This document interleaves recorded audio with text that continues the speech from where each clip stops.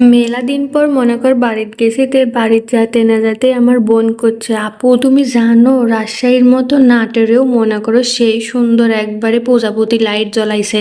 তা আমি করছি তাই নাকি, তত দেখে আসি রাস্তাটাই।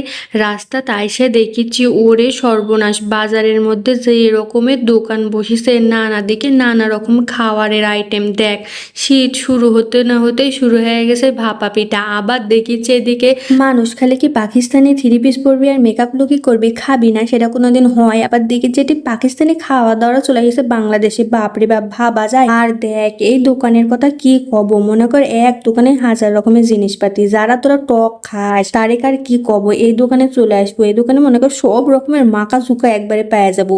আমি তো প্রথমে মনে কর জলপাই লিছি, তারপরে লিছি পেয়ারা মাখানা, তারপরে এই যে একটা বেল মাখানা লিছি। তবে আমি ধর যেই বেলটা লিছি এই বেলটা একটু কাঁচা কাঁচা ছিল, যদি এই বেলটারও বেশি পাইতো রে তাহলে আর কি কব, মনে কর সেই ভালো লাগতো। আমার তো মনে কর সত্যি কথা বলতে এই জলপাইটাই বেশি ভালো লাগিছে, কারণ আমি অত টকমক খাইতে পারি না, জলপাইটার মধ্যে একটু মিষ্টি টিষ্টি ছিল তাই জন্য ভালো লাগছে।